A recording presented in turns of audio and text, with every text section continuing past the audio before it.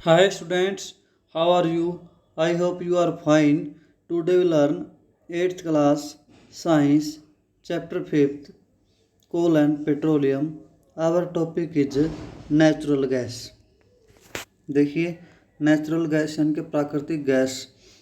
Natural gas is a very important fossil fuels, बहुत ही महत्वपूर्ण फ्यूजल फ्यूल्स है because it is easy to transport through pipes, क्योंकि इसको पाइप के माध्यम से पाइपों के द्वारा ट्रांसपोर्ट किया जा सकता है एक जगह है दूसरी जगह पे।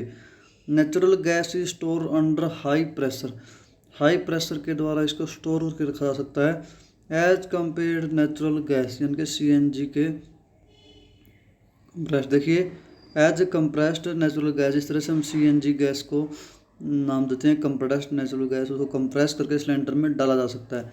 CNG is use for power generation यानी कि इलेक्ट्रिसिटी बनाने में भी यूज़ होता है ये, और मोबाइल्स में भी यूज़ होता है। It is now being used, आजकल इसका जो यूज़ होता है as a fuels for transport vehicles, transport के व्हीकल के रूप में भी इसका यूज़ होता है सीएनजी का। Because it is less polluting, क्योंकि ये प्रदूषण कम करती है। It is a cleaner fuel, ये एक साफ सुथरा फ्यूल है। The great advantage of CNG is that it can be use directly for burning in homes and factory. देखिए क्योंकि इसका हम डायरेक्टली जलाने के लिए यूज कर सकते हैं फैक्ट्री में या घर में, and factories where it is can be supply through pipe, pipe के द्वारा सप्लाई की जा सकती है। Such network of pipe exist in Vadodara, Gujarat के वडोदरा में इसका जो पाइप का सिस्टम लगा हुआ है। यानी घरों में नॉर्मली गैस होती है, एलपीजी होती है, वो liquid petroleum gas. Some parts Delhi के कुछ हिस्सों में और other place.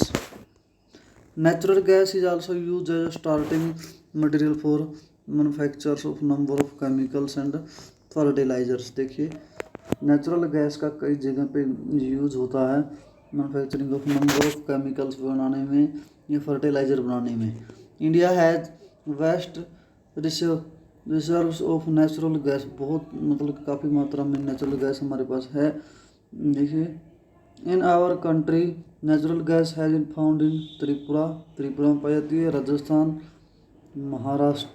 Maharashtra and in the Krishna Godavari delta, वहाँ से नेचुरल गैस निकाली जाती है।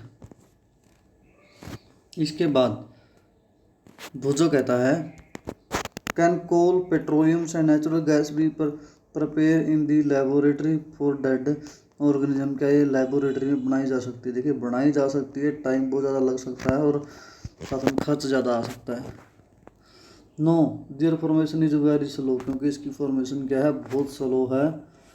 Process and conditions for their formation can not be created in the laboratory, laboratory में वो सारी कंडीशन हम क्रिएट नहीं कर पाते। देखिए इसके बाद हमारा जो टॉपिक अगला है सम नेचुरल रिसोर्सेज, प्राकृतिक जो संसाधन हैं उनके बारे में हम पढ़ रहे हैं। जो ये सारे के सारे क्या हैं, लिमिटेड हैं, लिमिट में है, मतलब कि ख़त्म हो सकते हैं टाइम के साथ। You have studied in the beginning of the chapter that some natural resources are existable like fossil fuels, यानी कि फॉजल फ्यूल की तरह ही कुछ नेचुरल रिसोर्सेज हैं जो लिमिट मात्रा में हैं, जैसे फॉरेस्ट हैं, मिनरल्स हैं। इनको भी लगातार हम क्या करते जा रहे हैं, कम करते जा रहे हैं, मतलब कि काटते जा रहे हैं पौधों को।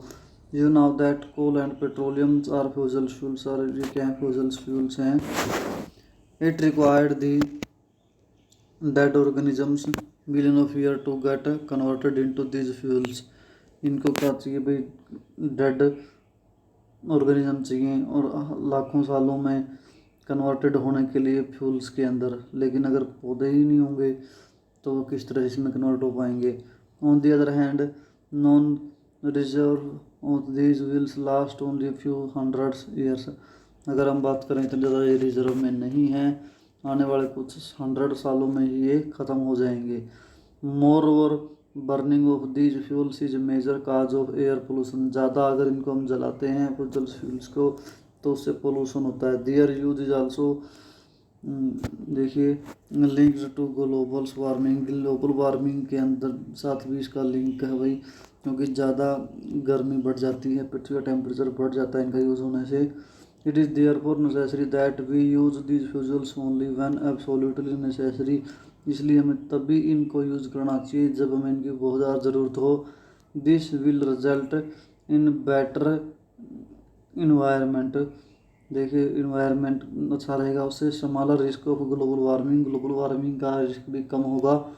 And theirs availability for longer period of time, और लंबे समय तक इनकी अवेलेबिलिटी बनी रहेगी, मतलब ये मिलते रहेंगे। In India petroleum conservation research association यानी कि PCRA जिसको हम बोलते हैं, एडवाइज पीपल्स हाउ से पेट्रोल, कैसे पेट्रोल या डीजल सेव किया जाए वाइल ड्राइविंग, जब हम ड्राइव करते हैं। देखिए इसके लिए कुछ खास बातें हैं, जब हम ड्राइव करते हैं तो तेल यानी पेट्रोल को कैसे सेव कर सकते हैं। Drive at a constant and moderate speed as far the possible, देखिए हमें कोशिश करना चाहिए कॉन्स्टेंट स्पीड में चलाएं जहाँ तक पॉसिबल हो सके, ये नहीं भाई कभी कम स्पीड कम कर दी कभी ज़्यादा कर दी, ऐसे नहीं। मॉडरेट स्पीड होनी चाहिए, बहुत ज़्यादा कम भी नहीं होनी चाहिए, बहुत ज़्यादा ज़्यादा भी नहीं होनी चाहिए। Switch off the engine at traffic light पे स्विच ऑफ कर देना चाहिए इंजन का, तब तक ट्रैफिक लाइट नहीं खुलती। Or at a place where you have to wait, जहाँ तुम वेट कर रहे हो या फाटक वगैरह लग जाए या रुक गए हो तुम, वहाँ भी उसका इंजन बंद कर देना चाहिए। इंश्योर करेक्ट टायर प्रेशर भी करेक्ट होना चाहिए, हवा में जो है वो करेक्ट होनी चाहिए, कम ज़्यादा नहीं होनी चाहिए। Ensure regular maintenance of the vehicle की जो मेंटेनेंस है वो भी रेगुलर करवाते रहना चाहिए, जैसे सर्विस वगैरह जो हम बोलते हैं वो भी अगर नहीं टाइम पे कराएंगे तो उसमें भी पेट्रोल वगैरह का ज़्यादा लॉस होगा। तो इस तरह से हमारा ये आज चैप्टर कंप्लीट हो चुका है। फिर भी कोई समस्या हो पूछ सकते हो। Thank you, have a nice day.